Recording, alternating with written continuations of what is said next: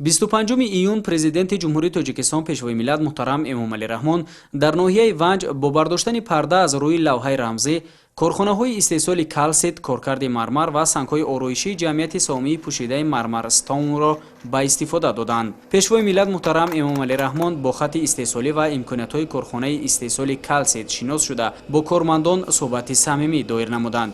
Иттилоъ дода шуд, ки корхонаи истеҳсоли калсит имконият дорад дар як сол 40 000 тонна маҳсулот истеҳсол намояд. Корхона дар асоси ашёи хоми маҳаллӣ фаъолият менамояд. Он дар назди захираи бузурги санги мармари сафед, ки микрокалсит аз он омода мегардад, бунёд ёфтааст. тибқи озмоишҳои гузаронидашуда ин ашёи хоми маҳаллӣ сифати баланд дошта ба талаботи байналмилалӣ ҷавобгӯ мебошад. Дар корхона партовҳои санги мармари коркардшуда низ истифода мегардад. Яъне раванди истеҳсолот дар ин ҷо бе партов ба роҳ монда шудааст, ки яке аз бартариятҳои ин коргоҳ дониста мешавад. Коргоҳ дорои 4 хатти истеҳсолӣ буда навъҳои гуногуни микрокалсит истеҳсол менамояд. Бо истифода аз технологияи муосир дар корхонаи навтаъсис истеҳсоли микрокалсити аз 2 то 500 микрон ба роҳ монда шуда 40 нафар сокини маҳаллӣ дар ин ҷо соҳиби ҷойи кори доимӣ шуданд. барои мо боиси ифтихор аст, ки муҳтарам пешвои миллат ҷаноби олӣ Эмомалӣ Раҳмон бо корхонаи мо ташриф овард, корхонаи истеҳсоли калсит, ва ба мо бисёр маслиҳатҳои муфид дод. мо аз маслиҳатҳои сарвари давлат муҳтарам Эмомалӣ Раҳмон сармашқи худ гирифта барои ободии кишвари худ саҳми худро мегузорем. дар ин корхона зиёда аз 100 нафар сокинони маҳаллӣ соҳиби ҷойи кор шуданд. Сокинони ин ноҳияи Ванҷ акнун ба мисли ман бисёр ҷавононе ҳастанд, ки дар ин ҷо кору фаъолият карда истодаанд. ва мо бисёр хурсанд ҳастем, ки дар рафъаи иди ваҳдати миллӣ ба мо чунин корхона ва ҷойи кор таъмин гардид.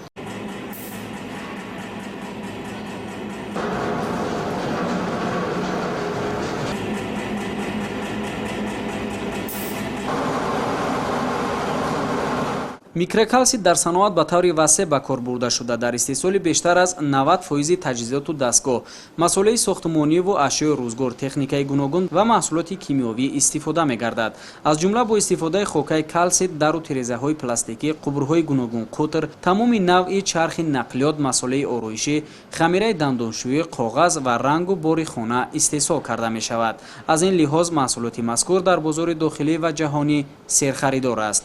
корхонаи навбунёд барои пурра қонеъ сохтани талаботи саноати Тоҷикистон бо микрокалсити гуногун ҳаҷм имкон дорад. дар ин баробар истеҳсоли маҳсулоти корхонаи мазкур ивазкунандаи воридот буда дар бозор рақобатпазир аст. дар заминаи захираи маҳсулоти корхонаи нав масъулин кӯшиш доранд, ки дар марҳилаи дуюм истеҳсоли маҳсулоти ниҳоии саноатиро ба роҳ монанд. ба сарвари давлат муҳтарам Эмомалӣ Раҳмон иттилоъ дода шуд, ки бо амалӣ гардидани ҳадафи мазкур шумораи умумии кормандони корхона аз ҳисоби сокинони маҳаллӣ зиёд карда шуда, ҳамаи онҳо аз курсҳои бозомӯзӣ гузаронида мешаванд. маҳсулоти истеҳсол гардида бо истифода аз озмоишгоҳи муосире, ки дар назди корхона таъсис дода шудааст, аз санҷиш гузаронида бо стандартҳои ҷаҳонӣ ба харидорон пешниҳод карда мешавад. корхона дар доираи иҷрои дастуру супоришҳои роҳбари давлат оид ба истифодаву коркарди захираҳои ғании табиии Тоҷикистон бунёд ёфтааст. сарвари давлат муҳтарам Эмомалӣ Раҳмон зимни шиносоӣ ба фаъолияти корхона баҳои баланд дода барои роҳандозии содироти маҳсулоти он ба дигар кишварҳо, таъмини пурраи эҳтиёҷоти соҳаи саноатии кишвар бо микрокалсит дастуру тавсияҳои муфид доданд. президенти ҷумҳурии Тоҷикистон муҳтарам Эмомалӣ Раҳмон дар шафоати корхонаи истеҳсоли калсит, коргоҳҳои коркарди мармар ва сангҳои ороиширо мавриди истифода қарор дода аз намоиши маҳсулоти ниҳоӣ дидан намуданд. бунёди корхонаҳо дар доираи нақшаи чорабиниҳо бахшида ба истиқболи ҷашни бузурги миллии 35-солагии истиқлоли давлатӣ сурат гирифта, ба истифода додани он бар рушди соҳаи саноат мусоидат менамояд. иттилоъ дода шуд, ки бунёди чунин корхонаҳо дар кишвар таҷрибаи нав набуда, аз лиҳози масоҳат ва иқтидори истеҳсоли калонтарин коргоҳҳои коркарди мармар ва сангҳои ороишӣ дониста мешавад. ҳоло бо назардошти фаъолияти ҳамаи коргоҳҳо беш аз 100 нафар сокинони маҳаллӣ бо кор таъмин гардида, дар оянда бо зиёд шудани ҳаҷми истеҳсолот теъдоди коргарон низ зиёд карда мешавад. имрӯз мо бисёр хурсандем, ки бо иштироки пешвои муаззами миллат Эмомалӣ Раҳмон дар ноҳияи Ванҷ, ки аз корхонаҳои калонтарини истеҳсоли калсит ва санги мармар кушода гардид. мо миннатдории худро ба пешвои муаззами миллат баён мегардонем. зиёда аз 100 нафар соҳиби ҷойи кор гардидем ва кӯшиш мекунем, ки дар ин соҳа саҳми худро гузорем.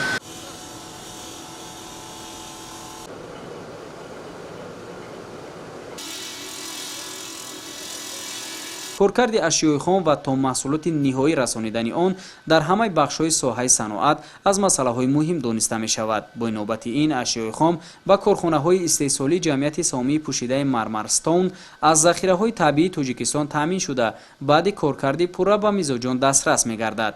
яъне бо рӯйдаст гирифтани чунин иқдом барои расидан ба ҳадафи чоруми миллӣ саноатикунонӣ бо суръати кишвар ва иҷрои бандҳои стратегияи рушди соҳаи саноат дар ҷумҳурии Тоҷикистон барои давраи то соли 2030 қадамҳои устувору босамар гузошта мешавад. Коргоҳҳои коркарди мармар ва сангҳои ороишӣ бо таҷҳизоти насли нави рақамӣ муҷаҳҳаз буда иқтидори истеҳсоли тахтасангҳои ороишӣ ва ё ба истилоҳ мозаика дар коргоҳ 10 000 метри мукабб ва коркарди сангҳои мармар бошад 160 000 метри мукаббро дар як сол ташкил хоҳад дод.